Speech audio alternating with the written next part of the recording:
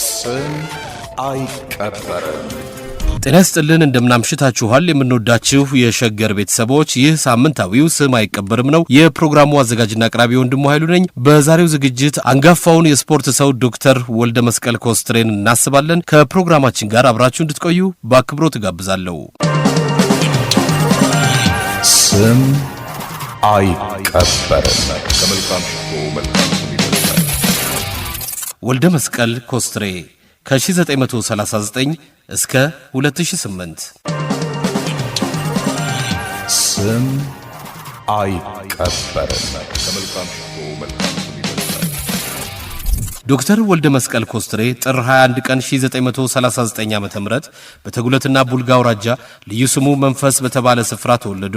ዶክተር ወልደ መስቀል እድሜያቸው ለትምህርት በደረሰ ጊዜ የቤተ ክህነት ትምህርት ተምረዋል። ከዚያም የትውልድ አካባቢያቸውን ለቀው ወደ አዲስ አበባ በመምጣት የድሮ አስፋ ወሰን ይባል በነበረው ትምህርት ቤት በመግባት ተምረዋል። በነበራቸው የስፖርት ተሳትፎም ትምህርት ቤታቸውን እየወከሉ በ400 በ800 እና በ1500 ሜትር ይወዳደሩ ነበር። ቀጥሎም በመምህራን ማሰልጠኛ ገብተው በስፖርት ትምህርት በመሰልጠን እንደጨረሱ በዚያው በተማሩበት ትምህርት ቤት በመምህርነት በመሰልጠን እዚያው ሲያገለግሉ ቆይተዋል። ዶክተር ወልደ መስቀል በ1956 ዓ.ም የውጭ የትምህርት ዕድል አግኝተው ወደ ሃንጋሪ በመሄድ የተማሩ ሲሆን በዚያው ሀገር ቆይታቸው የሚማሩበትን ኮሌጅ እየወከሉ በ5000 እና በ10000 ሜትሮች መወዳደራቸው ታውቋል። በ1963 ዓ.ም በስፖርት የማስተርስ ዲግሪያቸውን ይዘው ወደ ሀገራቸው በመምጣት በኮተቤ መምህራን ኮሌጅ እያስተማሩ በተደራቢ በአትሌቲክሱ ዘርፍ የብሔራዊ ቡድኑን ከሚያሰለጥኑ አንዱ በመሆን ሰርተዋል።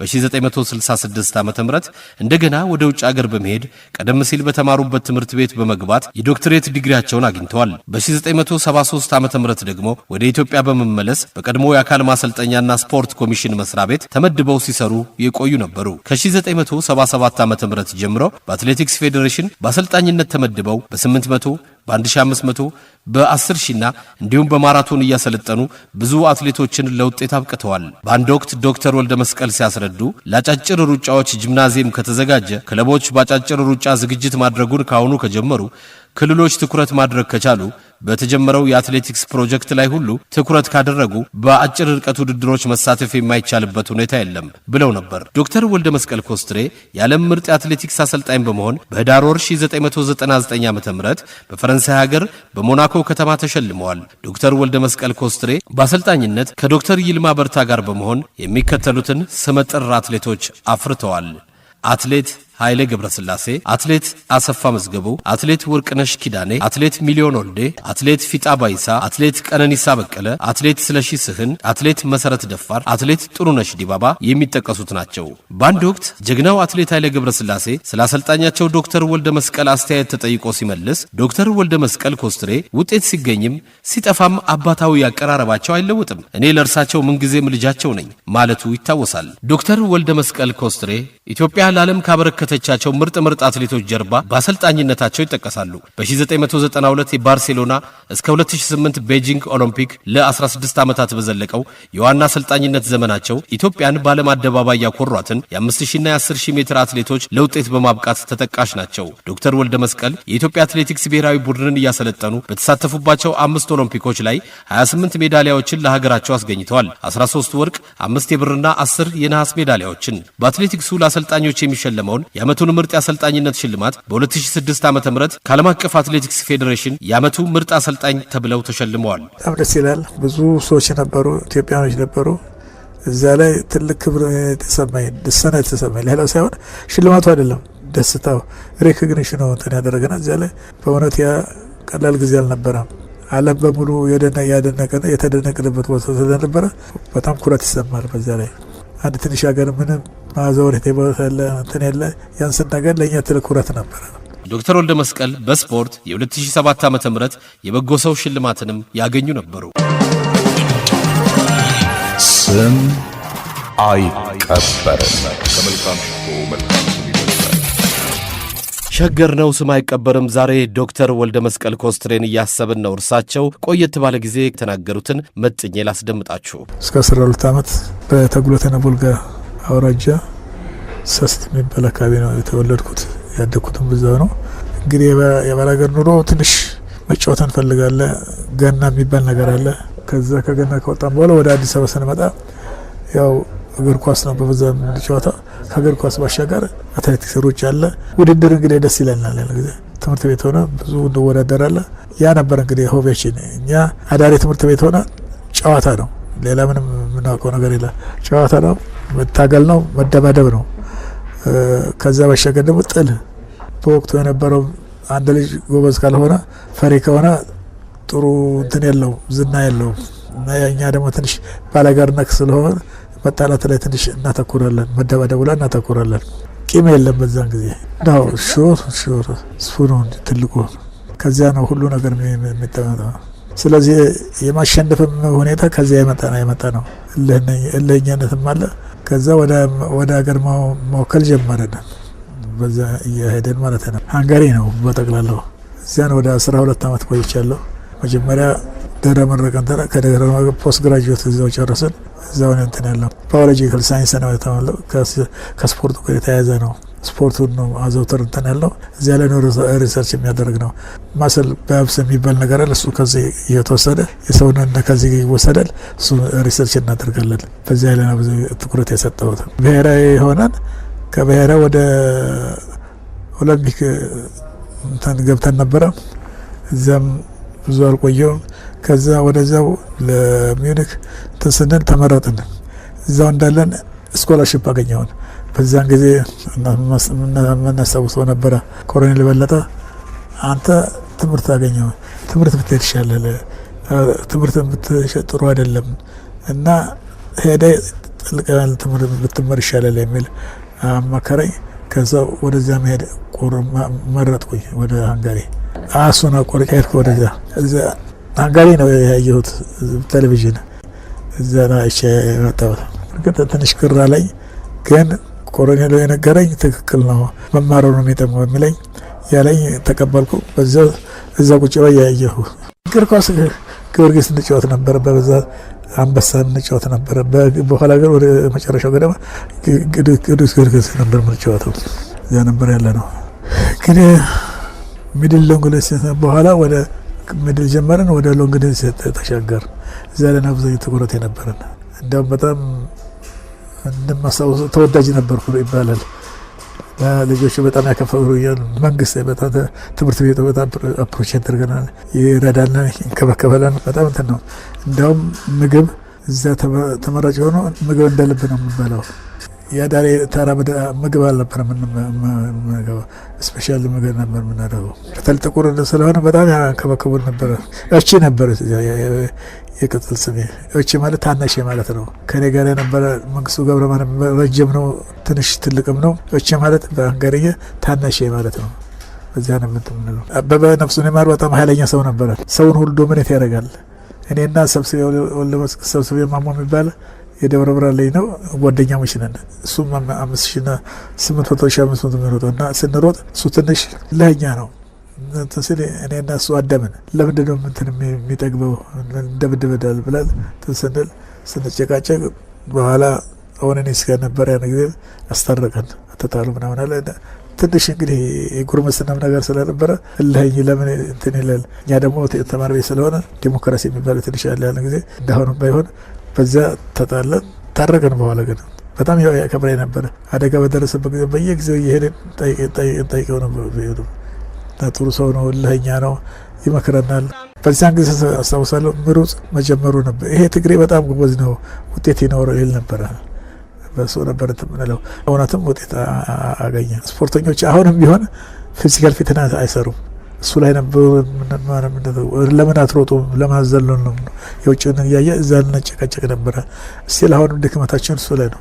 ጥንካሬ የለንም፣ ወኔ የለንም፣ ትንሽ እንትን የለንም። ስፖርት ትልቁ ነገር ዲሲፕሊን ነው፣ ስነ ስርዓት ነው። ግድ ያስፈልጋል። ለህዝቡ መታዘዝ አለበት፣ ለአሰልጣኝ መታዘዝ አለበት፣ የሚሰጠውና መፈጸም አለበት። የዛ እንግዲህ በዚያን ጊዜ የሶሻሊስት ሀገር አመራር ጠንካራ ናቸው በስፖርት በተለይ።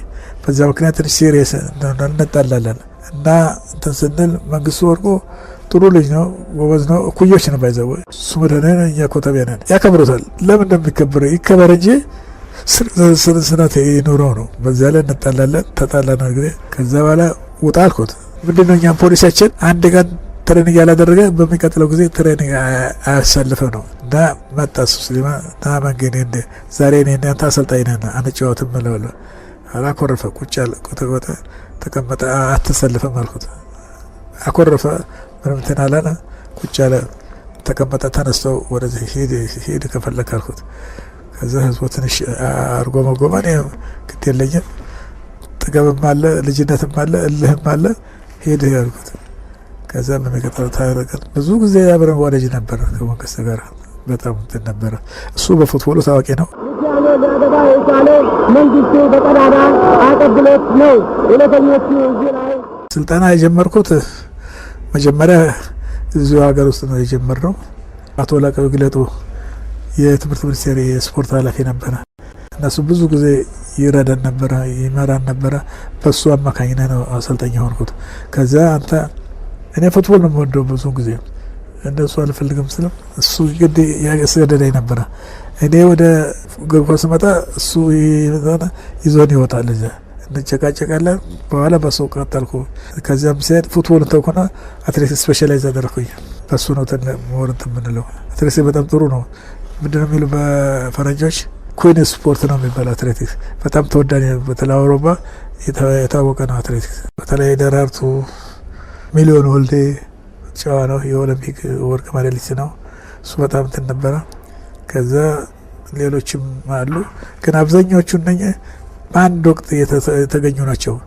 ዲሲፕሊን ናቸው፣ ስነ ስርዓት ያከብራሉ፣ ፍቅር አላቸው፣ ስፖርቱን ያወዳሉ፣ እልኸኞች ናቸው። አንሸነፍም የሚል አመለካከት ነው። በጣም እንፈቃድ ነበረ፣ እንደ ቤተሰብ ነው። ከፈለጉ አንድ ጊዜ ደራርቱ አርፍዳ መጣች። እዛ ስና መጀመሪያ ተነጋገር ችተን ነበረ ካለን አለ አጨበጨብንለት። ሰቂታ ነች ሳቀችና ዝም በተንበርከክ ያለች ተንበረከከች። ቆየተነሽ በታነሽ ያለ ለምን ተንበረክ ሻለቃ ነበር በዛ ጊዜ ሻለቃነት ተሰጥቷት ማዕረግ አላት። እንግዲህ እኔ ሲቪል ነኝ፣ እሷ ሻለቃ ነች። በዲሲፕሊን ምክንያት ተነሻ አደናቀራትና አጨበጨብንለት። ከዛ ጊዜ ጀምሮ ሰቂታ ነች፣ ሰው ሁሉ አትቀየምም። በዛ ትንሽ ትዝታለን ብዙ። ደራርቱ ቀላላችም ወርቅ ሰው ነች፣ ጥሩ ኢትዮጵያዊ ነች፣ ጀግና ነች፣ የኢትዮጵያ ሴቶች ምሳሌ ነች። ትልቅ ሁሌ ደግሞ የኛ አሰልጣኝ ከእንትናቸው በየቀኑ ትሬኒንግ በሰራን ቁጥር በጨረስን ቁጥር በየቀኑ ከምላሳቸው የማይጠፋ ልጆች እናንተ እድለኞች ናችሁ፣ ስጦታም ናችሁ፣ ለዚህ ሀገር ስጦታም ናችሁ፣ ምክንያቱ ናችሁ። እቺ ሀገር ታውቃለች እና በእናንተ በርቱ። ይሄ ህዝብ እንዳያዝንባችሁ፣ ይሄ ህዝብ በቃ እንዳያዝን እንዳያኮርፍ፣ ይሄ ህዝብ ብዙ ነገር መስዋዕት አድርጎ ነው እናንተን እየደገፈ ያለው። ስለዚህ ይሄ ህዝብ በሀሳብም በገንዘብም በሙያም እየደገፋችሁ ነው ያለው እና ማሰብ አለባችሁ፣ ስለራሳችሁ ትደርሳላችሁ፣ ሀገርን ማስቀደም ሁሉ ጊዜ ይላሉ። በቃ እና እኔ እሳቸው የሀገር ፍቅርንም በተወሰነ መልኩ ተጽዕኖ አድርጎብናል ማለት እችላለሁ። በጣም ደስ የሚል ነገር ነው የምትነግሪኝ። አሁን አንዳንዴ እኔ ያልዋሸሽም ደርዬ ሀሜቶች አሉ። ለሀገር ሩጫ ላይ ስትወዳደሩ መሸነፍ ሊኖር ይችላል። ማሸነፍም የህይወቱን እንደዚህ ያለ ነገር ነውና አንዳንዴ ደግሞ ገንዘብ ሽልማቶች የግል ሩጫዎች ላይ ጀቶ ናቸው። አንደኛ ስትወጡ ቢዝነስ ነዋ ለብሯ እኮ ነው እንደዚህ የምትሆነው ይባላል። ስሜታችን አንዳንዴ በጣም ፈጣን ነው። ለመደሰትም በጣም እንቸኩላለን፣ ለማዘንም ለመበሳጨትም እንደዛው የምንቸኩልበት ሁኔታ አለና አንቺ አሁን ስትነግሪኝ እንደውም የሀገር ፍቅሩ ላይ ከባድ ስሜት ነው ያለው።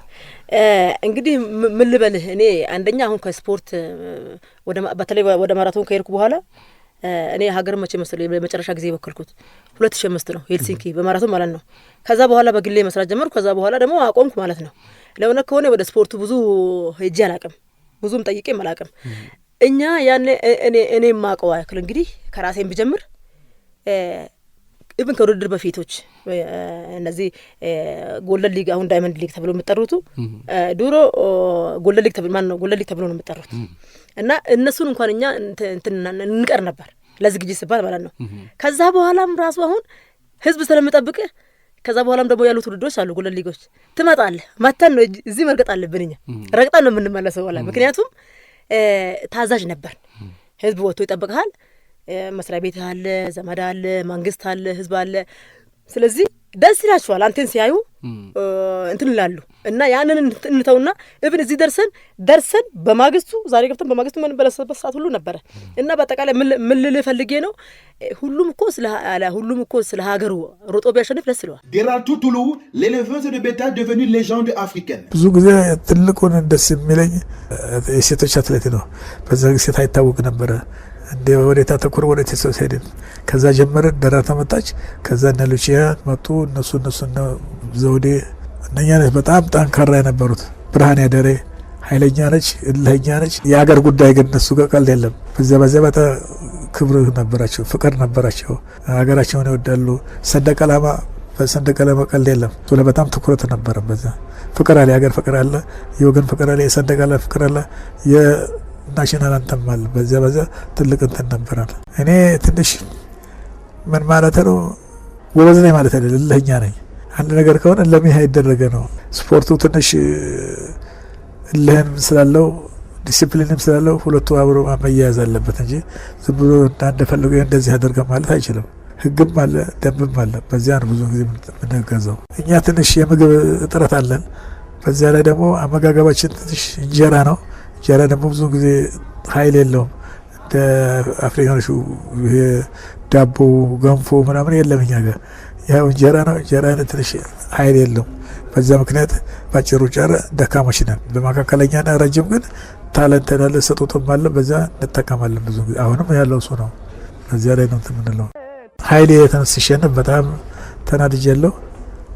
ደራርቱ ብዙ ጊዜ አትሸነፍም፣ ጠንካራ ነች። እነ ብርሃኔ ደሬ እነ ሉቺያ ይስሐቅ እነኛ ነኝ ሲሸነፉ ትንሽ አሁን ወደ መጨረሻ እነ ቀነኒሳ እነሱም አሉ። በዚያ ትንሽ አንድ ጊዜ ከትሬኒንግ ስንፈት የተነሳ ሲሸነፉ እንናደዳለን። ወይላውን እንሰራ ነው መስራት አለብን ነው። እዛ ላይ ትንሽ እንበሳጫለን፣ እንጠላለን። በዛም ላይ ጥልም አለ። በዚያ ትንሽ እንትናለን። አብዛኛው በሴቶች ውጤት ላይ በጣም እርካታ ነበር። የአፍሪካ ላይ ስንሄድ የአፍሪካ ሴቶች በሙሉ እነሱ ነው የምንላቸው። መጀመሪያ አይመረሩ ግን ፊዚካሊ አላሰራም። ከኔ ጋር ያሉ ረዳቶችን እነሱ እናሳያቸዋለን። ዴሞንስትሬት ያደረገው ያሳያቸውን ትሰራለን። እሱ ችግር የለውም። ዋና የስነ ልቦና ዝግጅት ነው የሚያስፈልገው። እዚያ እንጠቀማለን። ኦልሞስት 3 ኦሎምፒክ ነው ከዚያ በኋላ ከደጋው በኋላ የሰራሁት። እሱ ችግር አልነበረው ያለው ከጭቅጭቁ በስተቀር። ጭቅጭቁ ነው መከራው። ትንሽ የሳውንድ ችግር አለበት። የመኪና አደጋ በደረሰበት ጊዜ ትንሽ እንተንፈት ያዝ ያደርገኛል። አትሌቲክስ ውጤቱ በጣም አርኪ ነው። ሀገሬን ያኮራል፣ ሀገርን ያስጠራል፣ ያስከብራል። በተለይ በአፍሪካ ላይ ትልቅ አክብሮት ነው ያለን፣ ፍቅር ነው ያለን። ያ እየቀነሰ መጣው። አሁን ወደ ገንዘብ መጣ። ያ ገንዘብ ወዴት ነው የሚወስደን ነው? ገንዘብ ውስጥ ጠቀሜታ አለው የሚለው ነገር ስናይ አይደለም፣ ጥሩ አይደለም።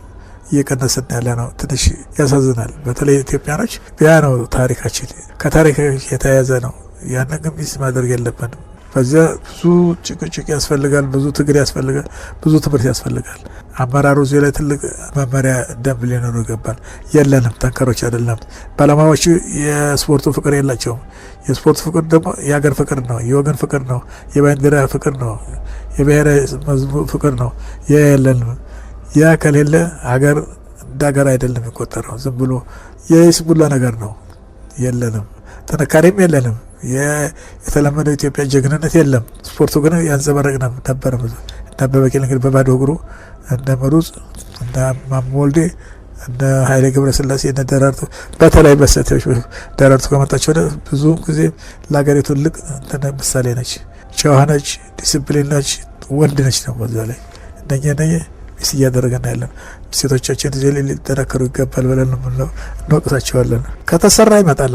ወጣቶች አሉን፣ ልጆች አሉን። ከተሰራ ይመጣል። ካልተሰራ ግን እየጠፋ ነው ያለ ነው። በተለይ አሁን ባለው የገንዘብ አካሄድ ልጆቹ የገንዘብ ተንትኖ ናቸው። እልህ የለም፣ የሀገር ፍቅር የለም፣ የባንዲራስ ፍቅር የለም። ካልተሰራ አይመጣም። ከተሰራ ግን አሁንም ቢሆን ተስፋ አለ በኢትዮጵያ ውስጥ። ልጆቹ ስሜት አላቸው፣ እልህ አላቸው።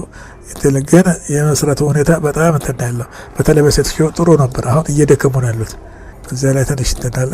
እዚያ ላይ መንግስት እና ፌዴሬሽኑ ሀገሩ ሊያስብበት ይገባል ነው ብለው እንደ ባለሙያ ኢትዮጵያ እንደተለመደው ሁሉ የነበራትን ዝና ከነ አበበ ቢቂላ ከነ ማሞ ወልዴ ከነ ምሩጽ ከነ ደራርቱ የወረሱትን ጀግንነት እንዳይረሱ አደራ ነው ምንለው። የአሁኑ ወጣት ብዙም ትኩረት የለውም። ጥንቃቄ እልህ የለም። ለምን ቢባል ስፖርት ደግሞ ትንሽ እልህን ጨመረ። ከሳይንሱ ጋር እልህም አብሮ መሄድ አለበት። ያንን ቢስ ማድረግ የለብንም ማጣት የለብንም እና መቀጠል አለብን ነው ብሎ ነው ብዙ ጊዜ የምመክረውም ይሄን ማስተምረው ይሄ ነው። ለዚህ ነው ይሄን አደራ ነው ብሎ ስም አይቀበርም። ከመልካም ሽቶ መልካም ስም ይበልጣል። አፈሩን ገለባ ያድርግለትና አንጋፋው ጋዜጠኛ ገነነ መኩሪያ ሊብሮ በአንድ ወቅት ስለ ዶክተር ወልደ መስቀል ኮስትሬ የተናገረውን እዚህ ጋር ላስደምጣችሁ። ዶክተር ወልደ መስቀል ኮስትሬ በኢትዮጵያ ስፖርት ትልቅ ቦታ ያላቸው ናቸው። ባለ ሪከርድም ናቸው። በኢትዮጵያ በአፍሪካ ዋንጫ በ7ኛ የአፍሪካ ዋንጫ ኢትዮጵያን ብሔራዊ ቡድን የአፍሪካ ዋንጫ ማስደረስ ችለዋል። እንደገና ብሎም በኢትዮጵያ አትሌቲክስ ከፍተኛ ውጤት አምጥተዋል። በዋና አሰልጣኝነት ከ1984 ከባርሴሎና ኦሎምፒክ ጀምሮ ለረጅም ጊዜ ሰርተዋል። 11 የወርቅ ሜዳሊያ አግኝተዋል። በኦሎምፒክ ዓለም ሻምፒዮና በአፍሪካና በሌሎችም ያገኟቸው ወርቆች በጣም በርካታ ናቸው። እንደ ማንኛውም ሰው እንግዲህ የልጅነት ሰፈር ኳስ ተጫውተው ያደጉ አሉ። ክፍለ ሀገር ላይ ያደጉት እንግዲህ ቤተሰቦቻቸው ከቅስና ጋር የተያዙ ስለሆኑ እሳቸውም ቄስ ሆነው ቤተክርስቲያንን ለማገልገል ነበር የሚፈልጉት። የእናትኛው ወንድም ቄስ ናቸው። እሳቸውን ተከትለው ነበር ለቅስና ሙያው ለመቆየት ፈለጉት። በሳቸው አቶ ኮስትሬ በጣሊያን ጦርነት ጊዜ በውትድርና ተሳትፏል። ብዙ ሰርተዋል። ለሳቸው ከጦርነት ከተመለሱ በኋላ ከእናትየው ጋር ተለያዩ። ያን ጊዜ ወልደ መስቀል 3 ዓመቱ ነበረ። እናትየው ከአባትየው ሲለያዩ ወደ አዲስ አበባ መጥቶ ከአባትየው ጋር ቆየ። ነገር ግን የእናቱ ወንድም ቄስ በመሆናቸው ይሄ ክርስትና ትምህርት ወደሚከታተሉበት ቦታ ወስዷቸው እዛ ለ4 ዓመት ቆይተዋል። እንግዲህ የእሳቸው ዓላማቸው ክርስትና ትምህርት ተከታትሎ ቤተክርስቲያን ለማገልገል፣ የእናትየው ወንድም ደግሞ ለዚህ በጣም ትልቅ ድጋፍ አድርገውላቸው ነበር። የአጋጣሚ ሆኖ እናትየውን የመናበት ነገር ነበረ። በዚህ መሀል እንግዲህ እድሜው 13 ዓመት በሚሆንበት ሰዓት ወልደ መስቀል ወደ አዲስ አበባ መጥቶ የመጡት ለጉብኝት ነው። ይህ ደጃዝማች ኃይለ ሥላሴ የሚባሉ አሉ። የእናቱ ቤተሰቦች እሳቸው ካዛንቺስ ነበሩ። እሳቸው ጋር ትንሽ ቆይተው እንደገና ደግሞ የቅስና ትምህርት አዲስ አበባ ተከታትለው ወደ ክፍለ ሀገር ተመለሱ። በዚህ በቅስና ሙያቸውን ለመግባት ሲፈልጉ ነበረ። ነገር ግን ደጃዝማች ኃይለ ሥላሴ የእግራቸው በሽተኛ ስለሆኑ በዊልቸር ነበር የሚሄዱት። አጭዋጭ ነበር ቤት። ወልደ መስቀል ደግሞ ያን የግራ ሕፃን ስለሆነ አፉን የገጠር አማርኛ ስለሆነ በጣም ይስቁ ነበርና ከእሳቸው ጋር በመሆን አንተ እዚህ ከመጣህ ወደ ሀገር አትመለስም፣ እኔ ጋር ትሆናለህ በሚል እንደ ልጆቻቸው ነው አሳደጉት ደጃዝማች ኃይለ ሥላሴ። ይሄ በመሆኑ እንግዲህ ብዙ ጊዜ ደጃዝማች ኃይለ ሥላሴ ቤተሰቦች መጥተው ነበረ። ይኖራል የመጡበት ሰዓት ወልደ መስቀል እናትየውን በጣም ይናፍቅ ነበር። በነገራችን ላይ እዛ በቅስና ትምህርት ሲማር ኮት ላይ ሆኖም ቤት ሰርቶለት ማር ነበርና የብዙዎቹ እናቶች የሚመጡበት ሰዓት በጣም ቅር ይሰኝ ነበር። ምክንያቱም ሁሉም መጡ እናቶቻቸው ናቸው እንግዲህ ልጆቻቸውን ይዘው ወጥተው ዋና ሰው መንገድ ይመለሱና እሱ ግን እናቱ ስለማስወጣ በጣም የተሰማው ነበር። አዲስ አበባ ደጃዝማች ኃይለ ሥላሴ ቤት ከመጡ በኋላ እናቱ ይፈልግ ነበርና ሴቶች በመጡ ቁጥር እናቱ ይመስሉት ነበር። ይህ ከሆነ ከ2 ዓመት በኋላ ደጃዝማች ኃይለ ሥላሴ እንግዲህ ወልደ መስቀልን ብዙ ጋር ያነጋግሩ ነበር። እናቴ እፈልጋለሁ ወይ ነበር። አንድ ቀን ምንድነው ግብዣ ተደረገና ደጃዝማች ኃይለ ሥላሴ ቤት ውስጥ 8 ሴቶች ይህን ያዘጋጁት ደጃዝማች ኃይለ ሥላሴ ናቸው። ሴቶቹ ከመጡ በኋላ ወልደ መስቀል ተጠራ። ሴቶቹ ሳሎን ተቀመጡ። 8ቱም ካባ አድርገዋል። ደጃዝማች ወልደ መስቀልን ጠሩት። አንድ ዕድል ነው የምሰጥ ከነኚህ ከ8 ሴቶች ውስጥ እናት የትኛዋ እንደሆን ለይና አገኝ። እናትን ካገኘ ከናት ጋር እለቅሃለሁ፣ ካለበለዚያ ግን ከነኚህ አንዱንም ካላገኘ ግን እዚህ ከኔ ጋር ትኖራለህ አሉት። እንግዲህ እናቱ ለማግኘት ነበር ፍላጎት የነበረው። 8ቱንም ሴቶች አያቸው። አንደኛ በ3 ዓመቱ ነው ወልደ መስቀል ከእናቱ የተለየው። መለየት በጣም ከበደው። አያቸው አንዱን መምረጥ ይችላል። አያቸውና አንዷ ከማል አለቀሰች። ሄዶ ሷል የተመጣ ወርቅም እናቱ ነበረች እና ከዛ በኋላ ግን ያው ደጃዝማች ቃላቸውን አልጠበቁም። ከእናቱ ጋር እንዲኖር አላደረጉትም። ያው በኋላ በሂደት ወልደ መስቀል ወደ እናቱ ጋር ሄደ። እሱ ከእናቱ ጋር ነበር ይኖሩ። እናቱን ለማስደሰት ብዙ ነገር ነበር ቢጥረው። ከዛ በኋላ እንግዲህ ወደ ስፖርቱ ገባ። የአንበሳ ቡድን ተጫዋች መለመል ስለነበረ ሰው እንግዲህ በሚማርበት ቦታ አንበሳ ቡድን መጣ፣ ተቀበለ። አንበሳ ለመግባት የፈለገው ምንድን ነው? አንበሳ አውቶቡስ ቲኬት ይሰጥ ነበር፣ የከተማ አውቶቡስ መር። በዛ የተነሳ ወልደ መስቀልም ያው ለአንበሳ መጫወት ጀመረ። ከዛ ቀጥሎ ደግሞ እንግዲህ ወደ ቅዱስ ጊዮርጊስ ገባ ማለት ነው። ቅዱስ ጊዮርጊስ ነው ያለቀው። በህዝብ በጣም ተደናቂ ቡድን በመሆኑ እዚህ ቡድን ቢጫወት ጥሩ እንደሚሆን በመገመቱ ነው። እንግዲህ በትምህርት ቤት እንግዲህ ደጃዝማቻቸው ውስጥ ያስገቡት ዘነበ ወርቅ ነበር። ብዙም አልተዋቸው ነበር። ዘነበ ወርቅ ትምህርት ቤት ትልቅ ታሪክ አለው። እዛ ትምህርት ቤት ውስጥ ባህሉ ግርማን አግኝቶት ነበር። በጣም ጓደኛው ነበረ። በጣም ይቀራረቡ ነበር። በሀሳብ የሚግባቡ ነበር። ብዙ ነገር ያሉ ነገር ከባህሉ ግርማ ጋር ማለት ነው። በኋላ ግን በሂደት 1975 ዓመተ ምህረት ባህሉ ግርማ እንግዲህ ያሳተሙ መጽሐፍ ነበር። ይሄ መጽሐፍ ደግሞ ለህይወቱ ትልቅ አደጋ ውስጥ ይጣሉ ነበር። ማለት ነው ኦሮባ የተባለው ቦታ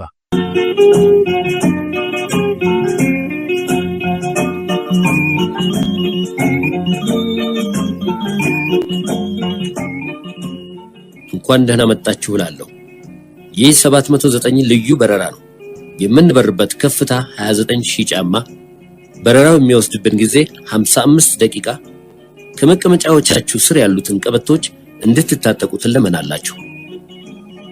መታጠቅ ይነሰን ጠበቅ አደረግነው። አውሮፕላኑ ከጥቂት ደቂቃዎች በኋላ አፍንጫውን ወደ ሰሜን ደገነ። ልዩ በረራ ተልእኮ የኤርትራ ክፍለ ሀገር ቀይ ኮከብ ሁለገብ አብዮታዊ ዘመቻ ታሪካዊ በረራ አማተብኩ።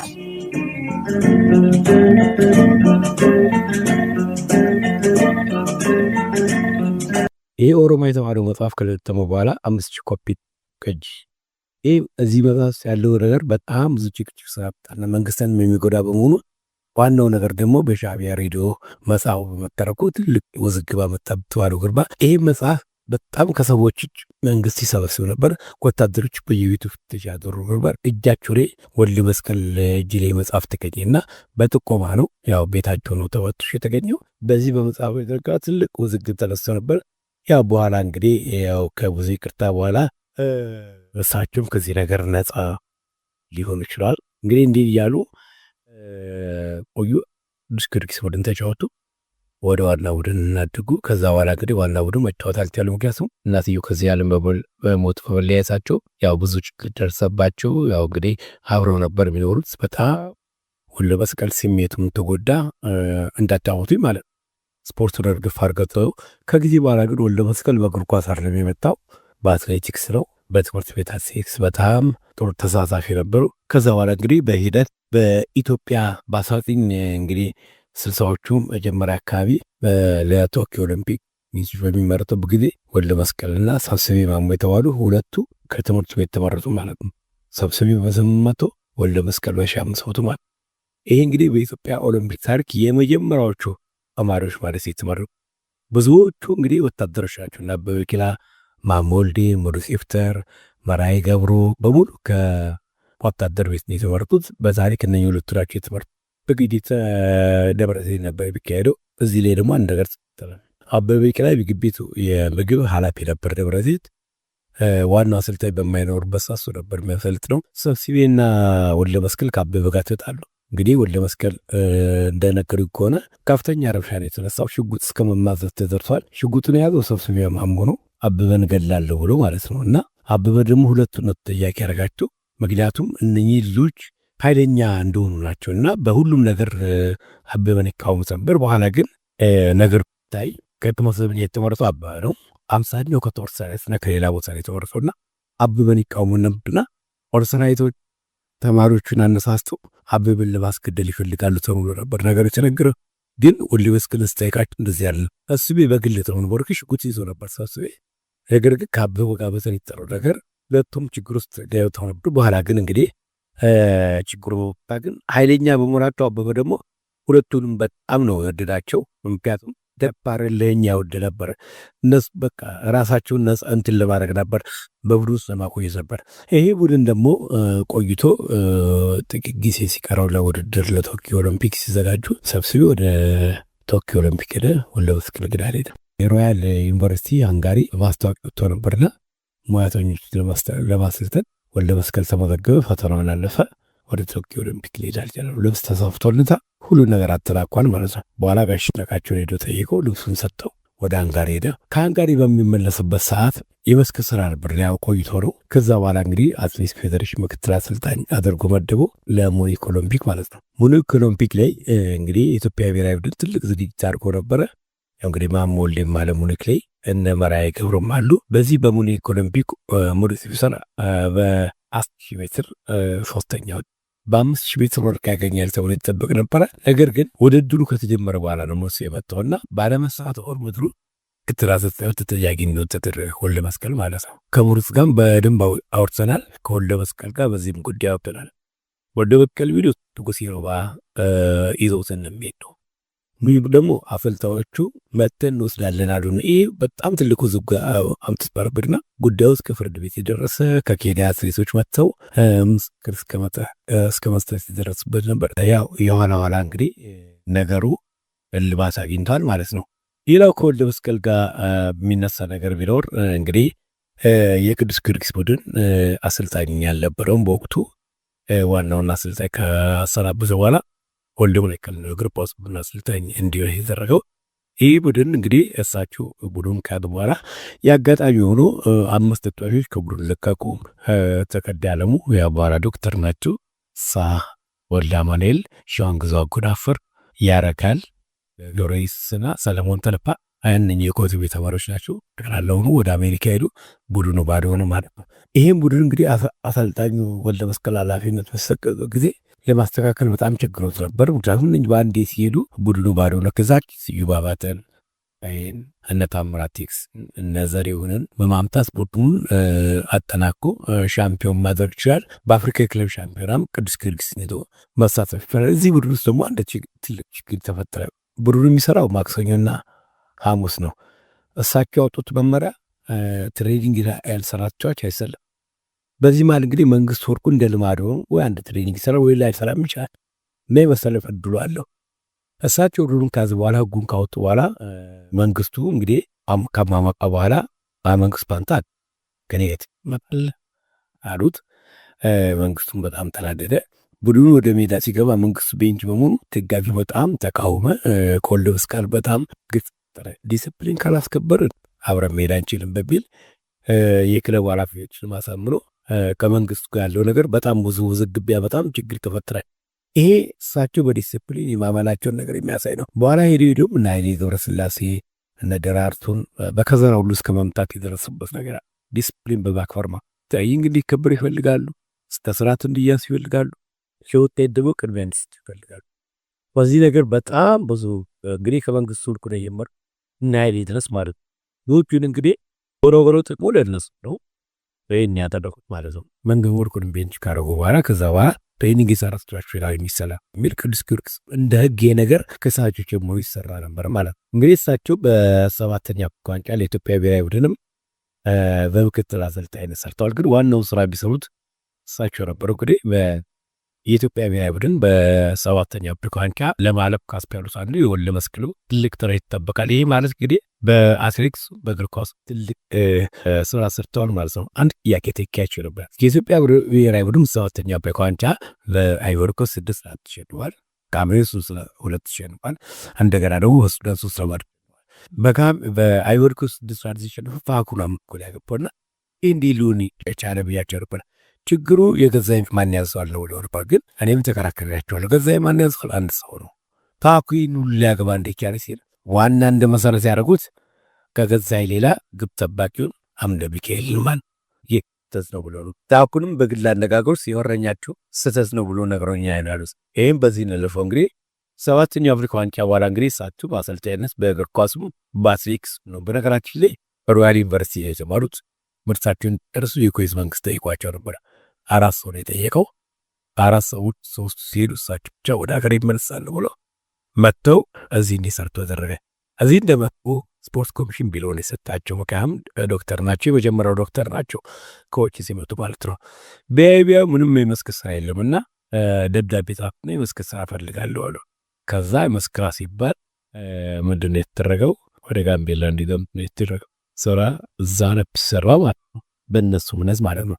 ያኔ ጋምቤላ ደግሞ ሰፋሪ ስለሚ ዳውሮ አካባቢውን የሚመነጥረው ያስፈልግ ነበር።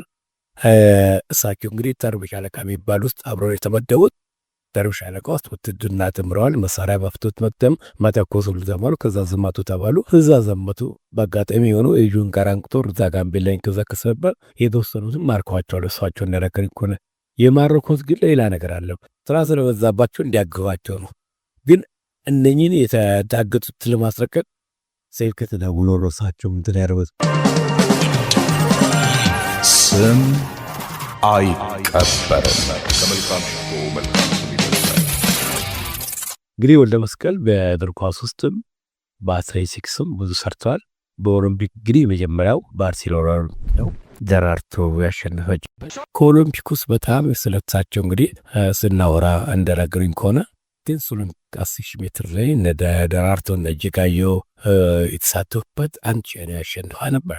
ያው በዛ ውድድር መሄድ የነበረባት ብርሃን ያደር ኦሎምፒክ ተከታታይ በዛ ስቶስ ነው ውጤት ጠፋው። ነገር ግን እሳቸው ወርቅ ፈልጎ ነበር። በዚህ አንቻይ ባሩ ነው እነ ደራርቱ ውጤት የጠርተው ቻይና ይታ በዛ ውድድር ከዛ አንድ ቀን በፊት እስራኤል አንድ ናስ ሜዳሊያ አግኝታ ይህ ሜዳሊያ ለእንግዲህ ያውኛ ብዙ ነው ሜዳሊያ ያለን ሙቅ ደመቅ ለማድረግ ትልቅ ሆቴል ውስጥ $270,000 አውጥቶ ግብዣ አድርጎና ኢትዮጵያን ልኡካን ቡድን ጋብዞ ነበርና ይሄ የቻይናዋ ውጤት ልክ እንደተገኘ 40-50 ደቂቃ አይሆንም ወደ ግብዣ ቦታ ሄዱትና በዛ ተቃጨቁ። የሆቴሉ መስታወት ወልደ መስቀል ሰውሮ ነው ተናደው ማለት ነው። እሳቸውንም በእርግጠኛቸውና በጣም ስለናደዱ ነው ሰብረብና እስራኤል የልኡካን ቡድን መሪዎች እንዴ በብሬ ስልሳኔ ነገር የተደረገው ወርቅ ስላትሆን ሲባል እነኚህ በጣም እብዶች ናቸው።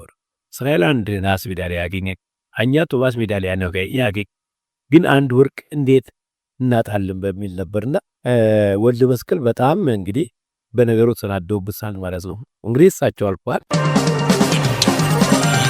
ስም አይቀበርም። ከመልካም ሽቶ መልካም ስም ይበልጣል። በጣም ብዙ አትሌቶችን ያፈሩት እንግዲህ ምሩጽን እሳቸውን በብዙ ነገር ያመጡት። ከምሩጽ በኋላ እንግዲህ በ10,000 ሜትር ኃይሌ መጥቷል። ከኃይሌ በኋላ ቀነኒሳ ወጥቷል። ከቀነኒሳ በኋላ እንግዲህ ማንም የተካ የለም። እንግዲህ እሳቸው ቅድም እንዳልኳችሁ በዲሲፕሊን በጣም ቡድን ውስጥ እንዲከበር ይፈልጋሉ ማለት ነውና ብዙ አትሌቶችን በዚህ ስለሚፈሯቸው ነው ትልቅ ውጤት የሚያወጣው። እንግዲህ አሁን በኦሎምፒክ እንግዲህ አሁን ያሉት እንግዲህ ሲኒየር የሚባሉት እነ መሰረት እነ ጦርነሽ ናቸው። እንደኚህም የሳቸው ግርፎች ናቸው ከዛ የመጡና አሁን ተተኪ የሚባል ነገር የለም። በጣም በሚገርም ሁኔታ በዓለም ሻምፒዮና በኦሎምፒክ ሰዎቹ በባላቸው የሚሰጡት ወንዶቹ ደግሞ በማራጀር ነው የሚሰጡትና ይሄ ነገር ሁሉ የመጣው ከወልደ መስቀል በኋላ ነው የተዘከረከው ማለት ነውና እሳቸው በጣም በኢትዮጵያ ሊደነቁ ሊሞገሱ የሚገባቸው ናቸውና በስማቸው አንድ ትልቅ ውድድር ያስፈልጋቸዋል። አትሌቲክስ ፌዴሬሽን ትራኩንም ወይ በሳቸው ስም መሰየም እዚህ ሾላ ያለውንም ጽሕፈት ቤት ወይ በሳቸው ስም መሰየም የወልደ መስቀል ወይ ወልደ መስቀል ካፕ በሚል በቦክስም በእግር ኳስም በአትሌቲክስም በስማቸው ትልቅ ውድድር ሊደረግላቸው ይገባል ብዬ አምናለሁ። እንግዲህ ከብዙ በጥቂቱም ስለ ወልደ መስቀል ይህን እላቸዋለሁ ማለት ነው። ስም አይቀበርም። ዶክተር ወልደ መስቀል የእግር ኳስ ተጫዋች ሲበቃው ጫማውን ሰቀለ ይባላል። የአትሌቲክሱ ምን ይባላል?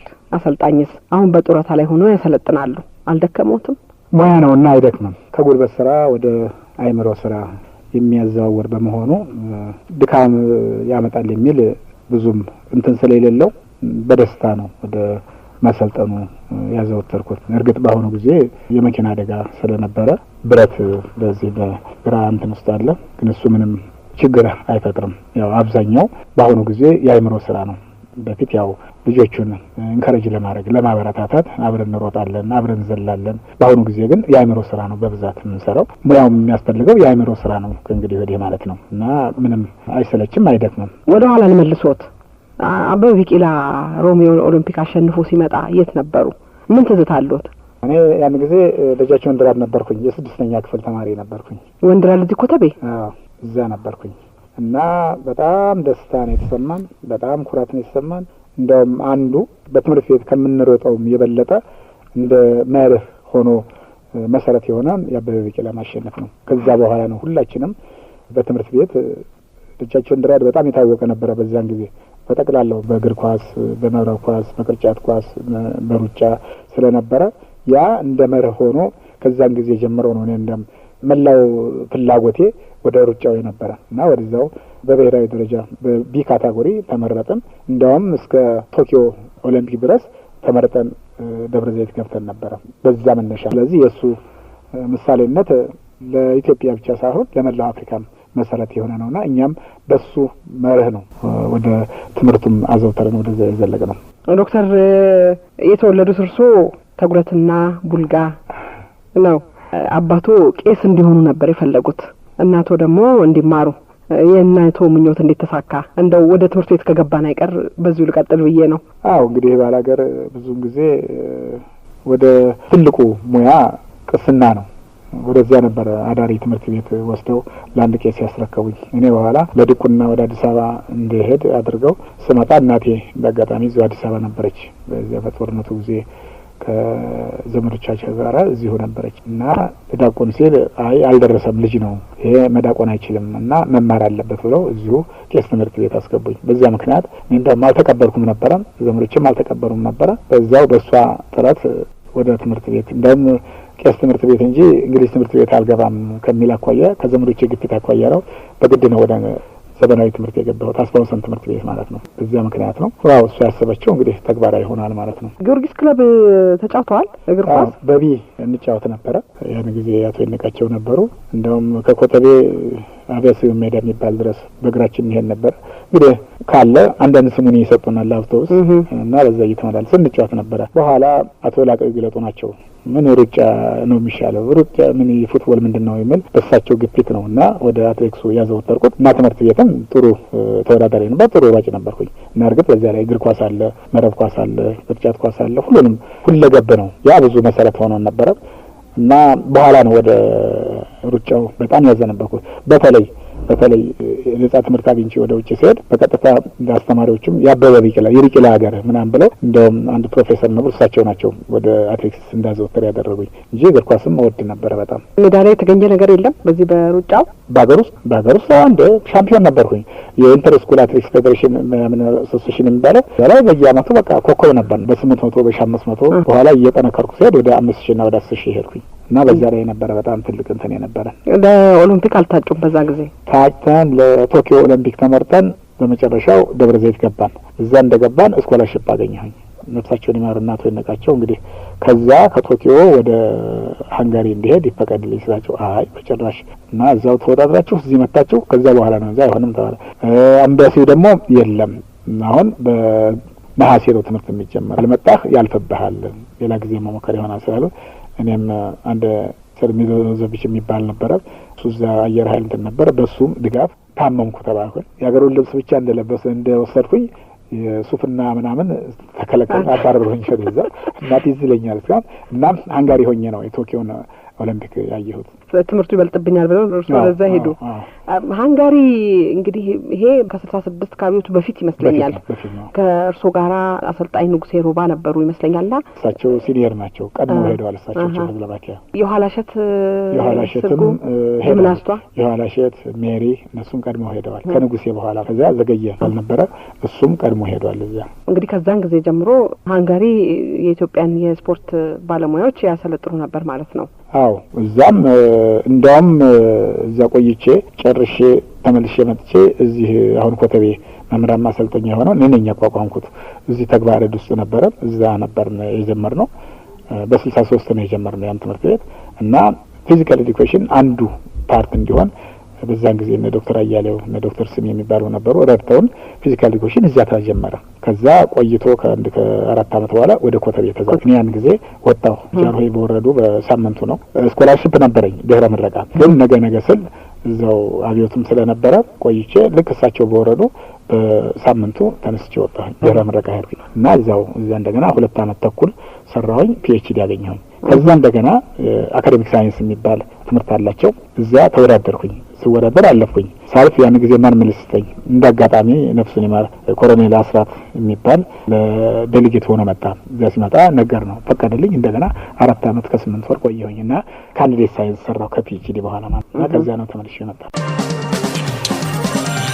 ስም አይቀበርም። ከመልካም ሽቶ መልካም ስም ይበዛል። ሲግኒፊካንት ኦፍ ማስልስ የሚባል ነገር ነው። የተለያዩ ጡንቻዎችን ኦፕሬሽን እየተደረገ ከዚህ ከጎኑ ላይ እሱን ኤቫሉዌት ማድረግ ነበረ። በሱ ላይ ነው አብዛኛውን እንግዲህ አጭር ሩጫ አለ፣ ረጅም ሩጫ አለ፣ መካከለኛ ሩጫ አለ፣ ዝላይ አለ፣ ውርወራ አለ፣ ዋና አለ፣ መረብ ኳስ አለ፣ ከተለያዩ ስፖርቶች ከዛ ኮምባይን አድርገን በሱ ላይ ነው ቲሲስን የሰራሁት። አልቲቲዩድ እና የረጅም ርቀት ሩጫ ግንኙነት አለው ዶክተር? አስተዋጽኦ ምንድን ነው እሱ? ወል እንግዲህ ረጅም ሩጫ በሃይ አልቲቲዩድ እና በሎው አልቲቲዩድ ያለውን ልዩነት ነው። እንግዲህ ምናልባት በሜክሲኮ ኦሊምፒክ ላይ ብዙ ጭቅጭቅ ነበረ። በጣም ከፍተኛ አልቲቲዩድ ነው ያለው፣ ሰዎች ይህንን አይቋቋሙትም፣ እንደውም ለሞትም የሚዳርግ ነው የሚል ብዙ ጭቅጭቅ ነበር በሳይንቲስቶች አማካኝነት። ግን ያ ነገር አልሆነም። በሱ ላይ ነው እንግዲህ ሞር ፔፐር ያገኘሁት ስለ ሃይ አልቲቲዩድ ችግርና መፍትሄውን በተመለከተ በዛ ላይ ነው ቲሲስን አዘውትሬ የነበረው። በእውነት ጥሩ እንትን ነው። ምንም ሰውም አልሞተም፣ ምንም አልሆነም። እንደውም ጥሩ ውጤት ነው። በተለይ አፍሪካኖች እዛ ላይ ነው ትልቅ ውጤት ለማስመዝገብ የቻሉት እና ምንም ችግር እንደሌለው ነው እንትን ያደርገው። እርግጥ ወደ ዝቅተኛ ከመሬት ወለል በታች ላሉ ወደ ሃይ አልቲቲዩድ ሲሄዱ ችግር ያመጣባቸዋል። ካለመዱ መሰለኝ ቢያንስ የ3 ሳምንት እና የ1 ወር ጊዜ ያስፈልጋቸዋል ማለት ነው። አዲስ አበባ ስታዲየም 2400 ሜትር ነው ወለል በታይ ማለት ነው እና እኛ ወደ ታች ስንሄድ እስከ 28 ቀን ጥቅም አለን። እኛ ትንፋሻችን እንደተጠበቀ ነው። ግን ከ28 ቀን በኋላ እየወረደ ይመጣል። በ32ኛው ቀን ነጻ እንትን ይሆናል ማለት ነው እና ይሄ ነው የኛ እንደው ሚስጥር ሳይንሳችን ብለን የምናምንበት። በጣም ሪች የሆነ ሄሞግሎቢን እናለን ማለት ነው። ያ ሄሞግሎቢን በጣም ለረጅም ሩጫ በጣም ይረዳናል ማለት ነው። ስለዚህ አንዳንድ ጊዜም ውድድሩ ከመድረሱ ትንሽ ቀን አስቀድመን ነው ምን ሄደው ረጅም ጊዜ በዛ በውድድሩ በሚካሄድበት አካባቢ አንቆይም። ይሄ ነው ምክንያቱ ማለት ነው። ብዙም አንቆይም እኛ። አሁን እነሱ ምንድነው ትሬኒንግ ለምን አትሄዱም አውሮፓ ምናምን ይላሉ። ለምን እዚህ ያለ እቃው የሚያስፈልገው ነገር እዚህ ነው ያለው። ስለዚህ እዚህ 2 እና 3 ቀን ሲቀረው መሄድ ብቻ ነው። እዚያም ለምን ጊዜ እናጠፋለን? ስለዚህ እንዲያውም ቶሎ በሄድን በ2 እና በ3ኛው ቀን ብንወዳደር፣ በተለይ ማራቶን እንግዲህ አይደጋገምም። ማራቶን በተለይ በወቅቱ ነው መሄድ ያለባቸው ከ3 እና 4 ቀን በኋላ እና የኤርጄቱ የአውሮፕላኑ ድምጽ እስኪወጣላቸው ድረስ ነው እንጂ ብዙ መቆየትም አያስፈልግም። እና እኛ አሁን እስከ 3-4 ውድድር መቆየት እንችላለን። ለምሳሌ ኦሊምፒክን ብናይ እሱ የ10 ቀን የ15 ቀን ነው። ስለዚህ ለእኛ ምንም ችግር አያመጣብንም። ቀድመን ግን መሄድ የለብንም ብለን አሳምነን በዚህ እንጠቀማለን። ስለዚህ አንዱ ሚስጥራችን ይሄ ነው የሚሉት። እንዳይወጣብን አይወጣም ግድ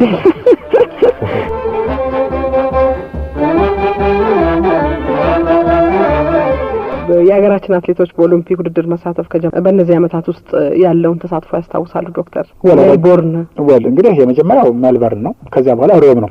እንግዲህ ሮም የስፖርት ታሪክ ወይንም ደግሞ የሩጫው ታሪክ የተፈጠረበት አካባቢ ነው። ከዛ በሚቀጥለው ቶኪዮ ነው። ቶኪዮም አበበ ቢቂላ ከሮም በኋላ የደገመበት ነው። ማሞ ወልዴ በ10,000 ሜትር 4ኛ የወጣበት ጊዜ። እንደገና ሜክሲኮ ነው። ሜክሲኮ እንግዲህ ከፍተኛ ቦታ የነበረ ከኢትዮጵያ ጋር ተመሳሳይ አየር የነበረው ነው።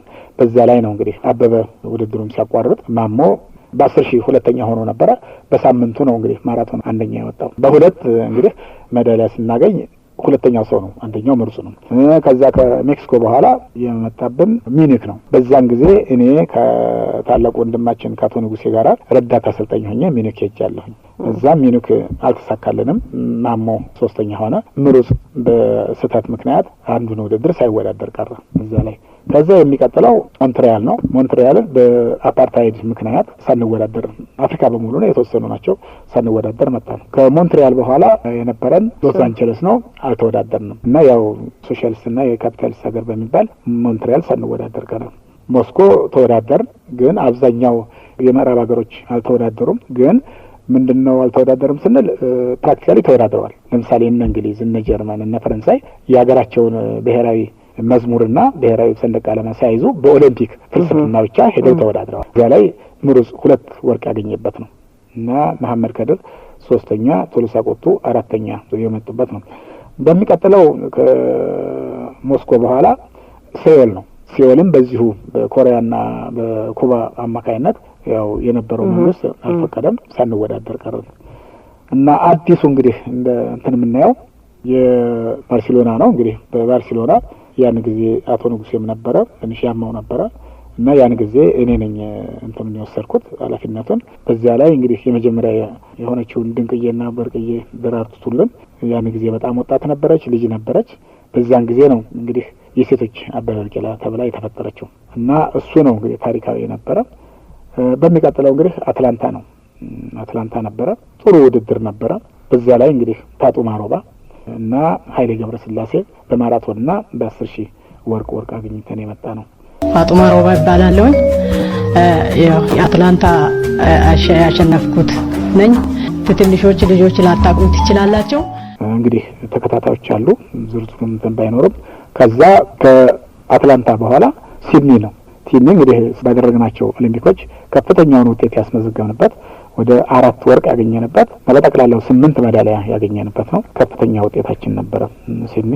ከዛ አቴንስ ነው። አቴንስ እንግዲህ አዳዲስ ልጆች የተፈጠሩ ቀነኒሳ የመሳሰለ እና በዚያ ላይ ከፍተኛ ውድድር አግኝተናል። ግን ወርቅ የቀነሰ ነው። በውጤት ግን ከፍተኛ ውጤት ያገኘንበት ነው ደረጃ ማለት ነው። እና እሱ ነበር ትልቅ እንትን ነው። ሌላው የአውራጃዎች የወረዳዎች በክፍለ ሀገር ደረጃ የነበሩ ውድድሮች ነበሩ። አሁንም ይካሄዳሉ ይመስለኛል። እንግዲህ እነዚህ ናቸው ምንጮቹ ለአዳዲስ አትሌቶች መውጣት። አዎ ትንሽ ለየት ያለ ነው። አሁን በአሁኑ ጊዜ ደግሞ ያንን ለመተካት በጣም አስቸጋሪ ነው። ዛሬ ሳይንሱም እየሰፋ ነው ያለው። ከዚሁ ጋር ደግሞ የወጪው ሁኔታ በጣም በከፍተኛ ደረጃ ነው ያለው። አሁን አብዛኛው ስፖርት በገንዘብ ላይ እየተመረኮዘ ነው። እኛ ብቻ አይደለም፣ ዓለም በሙሉ ነው። ስለዚህ ገንዘብ የለም ያለው አስተዳደሩም ዛሬ ረሃብ በሀገራችን ላይ ተስፋፍቷል። እሱን ለማስወገድ ነው እንጂ ለሩጫ ወይም ለዝላይ ብሎ ብዙም የሚያተኩር ነገር አይደለም። ግን አለ እርዳታ ከተሰራ። አሁን ኢትዮጵያ አትሌቲክስ ፌዴሬሽን በጥሩ እርዳታ ላይ ነው ያለው። በተለይ እንደ አዲዳስ አይነቱ እንደ ዓለም አቀፍ አትሌቲክስ ፌዴሬሽን እርዳታ ውጤት ካለ ነው ውጤት እያለ በዚያ በኩል ከፍተኛ እርዳታ እናገኛለን። ግን ከሀገር ውስጥ የሚደረገው ድጋፍ በጣም አስቸጋሪ ነው። ትልቁ ነገር እንግዲህ ማዘውተሪያ ቦታ ነው፣ መሳሪያ ነው። እነኚህ የሉም። ትጥቅ ነው። እነኚህ በሀገራችን የሚሰራ ትጥቅ የለም። ያው አሁን እኛ በአትሌቲክስ በኩል ከአዲዳስ የምናገኘው ስፖንሰር ነው ወይም ድጋፍ ነው እና እነኚህ በጣም ይጎዱናል። አሁን ደግሞ ስፖርት ዘመናዊ ሳይንስ ነው፣ ገንዘብ ነው። ገንዘብ ከሌለ ምንም ማድረግ አይቻልም። እና እነኚህ እየጎዱና ያሉት ግን በደንብ ከተያዘ ውጤት ካለ ምንም ችግር የለብንም። ስለዚህ ስፖርት ደግሞ ለሀገሪቱ ወጣቶች እኔ ትልቁ መፍትሄ መሳሪያ ነው ብዬ ነው የማምነው። ዛሬ የደረቀ ሳይንስ እንደዚህ አድርግ ብትይው ወጣቱ አይቀበልም። በጨዋታ መልክ፣ በዝላይ መልክ፣ በዋና መልክ፣ በተለያዩ ነገር እንዲያውም በተለይ የቡድን ስፖርቶች በትምህርት ቤት ነው መጀመር ያለባቸው። ካፈጀ በኋላ አይደለም እዚያ ውስጥ መምጣት ያለባቸው። አትሌቲክስ ምናልባት ትንሽ ኢንዲቪጁዋል የግል ውድድር ሊሆን ይችላል፣ ሊገኝም ይችላል። ከወታደሩም ከአንዳንድ ቦታ ይገኛል። ግን የቡድን ስፖርቶች በብዛት የሚገኙት ከትምህርት ቤት ነበረ። የለም ዛሬ። ድሮ እንደምናስታውሰው እንደነ መንግስቱ እንደነ ሁሴን ሮብሌ ሁሉ የተገኙት ከትምህርት ቤት ነው። ታዋቂ ስፖርቶች እንደነ አዋድ መሐመድ ያሉትን ብናስታውስ በሙሉ ከትምህርት ቤት ነው። ዛሬ የለም። እርግጥ ዛሬ እንግዲህ ፕሮጀክት የሚባል ነገር ተጀምሯል። እሱስ ደግሞ ስንቱ ፌዴሬሽን ነው ራሱን ችሎ በፕሮጀክት ሊያሰራ የሚችለው? እኛ አሁን የተለያየ ፕሮጀክት አሉን አትሌቲክስ የተለያዩ ክፍለ ሀገር ክልሎች ማለት ነው። በዚያ ሊመጣ ይችላል። ግን ተቀባዩ ማን ነው? የዳበረ ክለብ አለ ነው? የሀብታም ክለብ አለ ነው? እኛን ተቀብሎ የሚያስተናግድ አለ ወይ? የለም። እና ክልሉም ቢሆን ከፕሮጀክት 17 18 ዓመት ሲሆነው ወደ ክለብ መግባት አለበት ማለት ነው። ማን ነው ያን የሚቀበለው? እዚህ ላይ ነው እንግዲህ ችግር ያለን። ያም ደግሞ ያው ድህነታችን ነው። እንግዲህ እንዴት አድርገን ከድህነት እንደምንወጣ እንግዲህ እግዚአብሔር ነው የሚረዳና ከዛ አኳያ ነው እንግዲህ ያለን ችግር። ዶክተር ከቢሮ ስራ ይልቅ ሜዳ ውስጥ ጎበዛዝ አትሌቶችን ማሰልጠን ይመርጣሉ። እርስዎ በልጅነቱ ያመለጠዎትን በእጅ አዙር የማግኘት ምኞት ይሆን? አዎ እንግዲህ ማሰልጠን አብዛኛውን ከ180 ተግባር ነው። ተግባርም ደግሞ ውጤታማ ነው። ስፖርት ትልቁ ተግባሩ ምንድን ነው?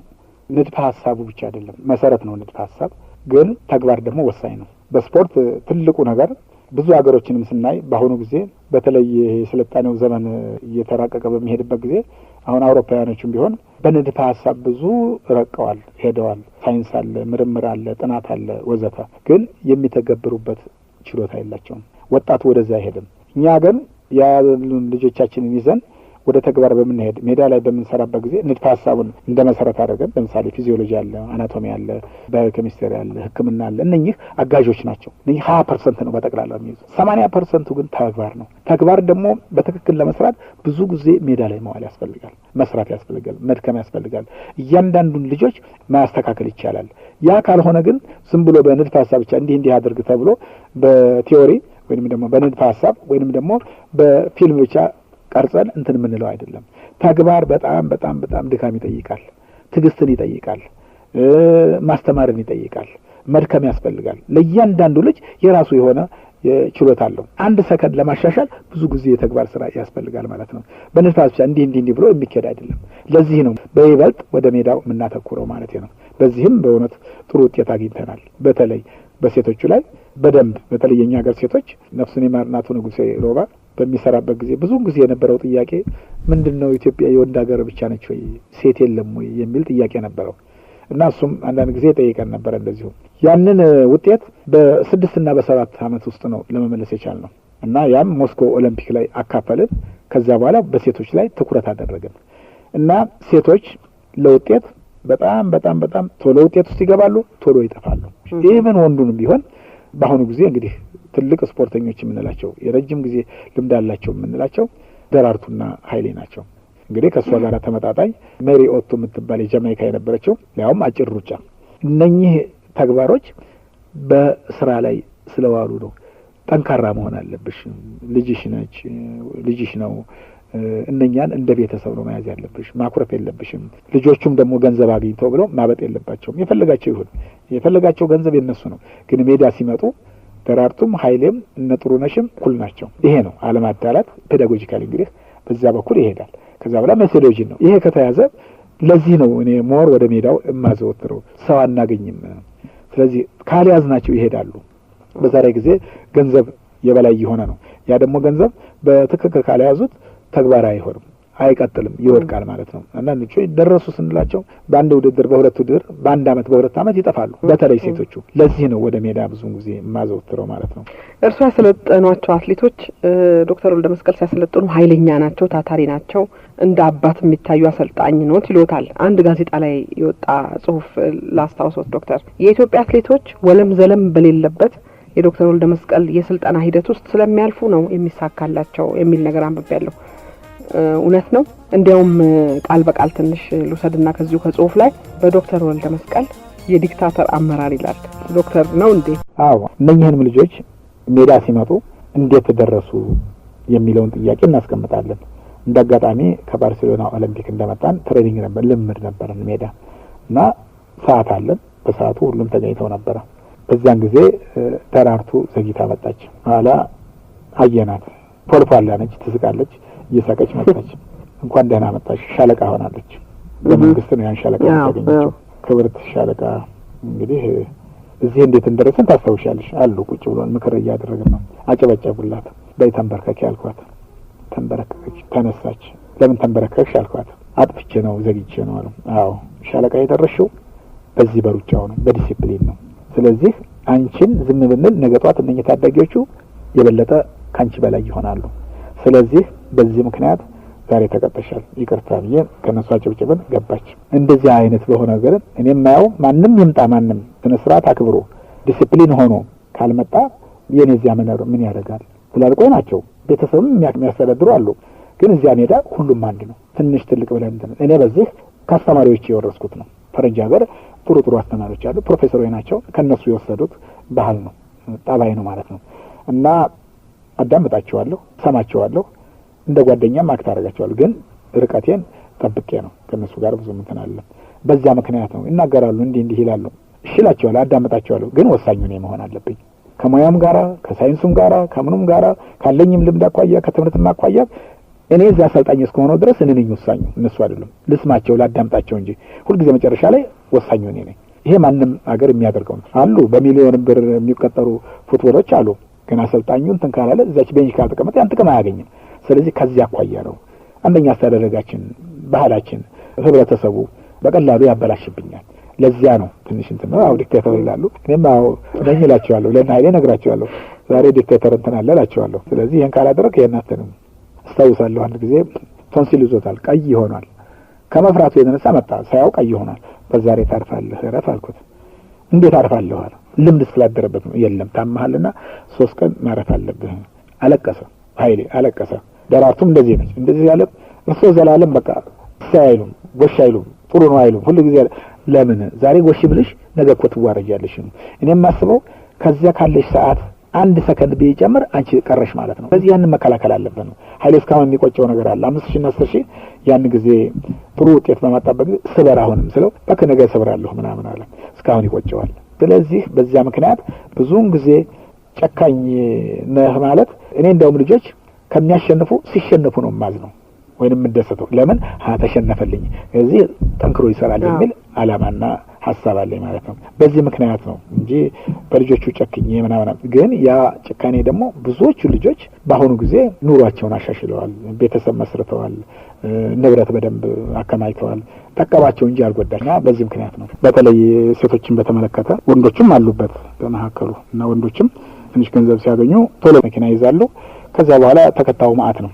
በወንዱም በተለይ ሴቶች ላይ እኔ ብዙ እንደው ማዝነው እንትን አለ። ለዚህም ነው እኔ ብዙም ፊቴን በእነሱ ፊት የማልፈታው እና እህቶቻችን አብዛኛውን ከክፍለ ሀገር የሚመጡ ናቸው፣ ከክልል የሚመጡ ናቸው። እናቷ ወይም እህቷ ወይም ዘመዶቿ ዘመናዊ ሁኔታ ይሄ ነው ኑሮ ብለው አያስረዷቸውም። እኛ ምናልባት በህጻናትን እንትን ውስጥ አስተምረናል፣ ኤሌሜንተሪ አስተምረናል። ያንን በተለይ ፊዚዮሎጂና አናቶሚን ወይንም ደግሞ የሴቶችን ባህሪያት ሁኔታ ለምሳሌ የባህሪያት ለውጥ በሚመጣበት ጊዜ ሴቶች ምን ይሆናሉ፣ እንዴት ይሆናሉ፣ የወር እንግዳ በሚመጣባቸው ጊዜ ምን መሆን አለ፣ ያንን ሁሉ ዘርዝረን ነው ለብቻቸው ለሴቶቹ ለብቻ የምናስረዳቸው። ያንን ሁሉ አልፈው ይበላሹብናል። በጣም ማዝነው አሉ የት ይደርሳሉ ያልናቸው ልጆች እንዲሁ በቃ አንዳንድ ቦታም ሳይ በያልባሌ ቦታ ወድቀው የሚቀሩ ብዙ ልጆች አሉ፣ ሴቶች አሉ ማለት ነው። እንዲሁም ወንዶቹም የት ደረሱ ሲባል እንዲሁ ቀልጠው የቀሩ ልጆች አሉ። ለምሳሌ በትንሹ እንደነ ፊታ ባይሳ እንደነ አዲስ አበባ የት ይደርሳሉ ሲባል እንዲሁ ቀልጠው የቀሩ አሉ። እርግጥ ኑሯቸውን ገንብተዋል፣ ዳና ናቸው፣ ይኖራሉ። እንደማንኛውም ኢትዮጵያዊ ቤተሰብ መስርተው ቤተ ይዘው ይኖራሉ። ግን ብዙ ብዙ ብዙ የምንጠበቃቸው ልጆች እናጣለን በዚሁ ምክንያት እና መጣ ነው የሚሉት ነው ያርኩስ መጣ ነው ተደብቀው እንጂ እኔን እያዩ በፍጹም። አንድ ጊዜ ኃይሌ ችን ሚስቱን ሊያገባ አካባቢ አንድ ቀን ከጓደኛው ጋር ሆነው ይሄዳሉ። እኔን ሲያዩ ልጅቷም እነሱም መኪና ውስጥ ሊገቡ በግድ እንዴት እንደዳሉ እስካሁን ድረስ ያወራሉ። እና ልጅቷም ራሷ ታወራለች። እንደ ጦር ነው ምን ፈራህ? እኔ ለመፈራት አይደለም የእነሱን ህይወት ለመጠበቅ ነው፣ ሰው እንዲሆኑ ነው። ብዙ ልጆች ዛሬ ራሳቸውን ችለው ስናይ፣ ቤተሰብ አፍርተው ስናይ ለእኔ ትልቅ ኩራት ነው። እና እኔ እንደውም የእነሱን የግማሽ እንኳን በጥቅም ተጠቃሚ አይደለሁም። ግን የሀገሬን ሰንደቅ ዓላማ የሀገሬን ህዝብ በማስደሰታቸው እኔ ይኮራለሁ፣ እደሰታለሁ። መርቆ ሸኝቶና አሲዞ ሰንደቅ ዓላማ መርዶ ነው ለወገናችን ማሸነፍ ካቃተን። ከዚህ አኳያ ነው እኔ ብዙውን ጊዜ እና መከራ ነው። ከስታዲየም ሲመጡ በየግንፊቱ ሆኖ ተደብቆ የሚያይ አለ እና ከዛ አመለጥን ነው። ግን ራሳቸውን ነው የሚጎዱት፣ እኔን አይደለም። እኔ ክፉም ሆነው ለነሱ ህይወት ሲባል እንጂ እኔ ለራሴ ክብር ለማግኘት ምናምን አይደለም። እና በዚህ አካባቢ ያው ብዙ ችግር አለ ሴቶች እህታችን ለማድረስ አሁንም አለ ያ ነገር። አሁንም ነደራርቱ ትልቅ ምሳሌ ናቸው። እሷን እንደ ምሳሌ እያደረግን ነው። ነፋጡማ ሮባሉ ሆነ ወደ መጨረሻው እንትን ቢሉ ሴቶች እህቶቻችንን በስፖርት መያዝ ትልቅ ትዕግስት ይጠይቃል። ምናልባት እንደ አዳሪ ትምህርት ቤት አይነት እንግዲህ እነዚህ ልጆች ከቤተሰቦቻቸው ተለይተው አዲስ አበባ ሲመጡ በግላቸው ትንሽ ቤት ተከራይተው ነው የሚኖሩት። እንዲህ የመሆኑ ነገር ምናልባት ያጋልጣቸው ይሆናል። እንደው አንድ ቦታ ተሰባስበው የሚኖሩበት እንደ ካምፕ አይነት ነገር እንደዛ አይነት ፋሲሊቲ ምናልባት ያሻሽለው እንደሆን ብዬ ነው። ጨርሶ አዎ፣ እሱም ቢሆን እርግጥ ችግር አለው። ከህብረተሰቡ ደግሞ ተለይተሽ እንደ ወታደር ካምፕስ መቆየትም ጥሩ አይደለም። በስነ ልቦና ደረጃ ጉዳት አለው። ወደፊትም ከህብረተሰቡ ጋር አብረው መኖር አለባቸው፣ መዋል አለባቸው። ግን ዋናው ምንድነው ብዙ በየቦታው ሰዎች ቢኖሩ የሚያስተምሩ ማስተማሩ ላይ ነው። በትምህርት መቅረጹ ነው የሚሻለው እና ያለዛ ገለልተኞች ይሆናሉ። ከዚያ ሲወጡ ግራ ይገባቸዋል። ካምፕ ምናምን ነው አለ። ለምሳሌ እኛም አሁን ትሬኒንግ ካምፕ አለን በተወሰነ ጊዜ፣ ለብዙ ጊዜ አይደለም። ያችን ለተወሰነ ጊዜ ነች። እዛ ቆይተው ወደ ቤታቸው በሚሄዱበት ጊዜ ኢቭን በአመጋገብ ልዩነት ይኖራል። እዛ ሆቴል የሚያገኘውና በየዕለቱ የሚያገኘው ምግብ አንድ አይደለም። እኛ እንዲያውም ወደ ውጭ ስንወጣ ችግር እንዳያጋጥማቸው አይበሉም በፍጹም። ይሄ አሳማ ነው ምናምን ብለው በቃ አፍንጫቸውን ይዘው ነው የሚሆነው። እሱን አሁንም አለ። እሱን ነው ቁጭ ብለን ያችን የትሬኒንግ ካምፕ አድርገን እዚያ ቁጭ ብለን ጠጪ ብላ እያልን የምናስቸግረው እና አይበሉም በጭራሽ። እንትን ከሆነ አፍንጫቸውን ነው የሚይዙት። በተለይ ወደዚህ ወደ ጀርመን ምናምን ምግባቸው በጣም ከባድ ነው።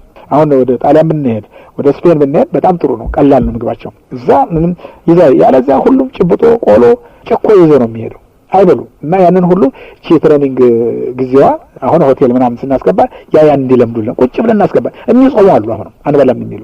እኔ እኮ በእነ ባሻ የፈለቀ ጊዜ የቀረ መስሎኝ ነበር።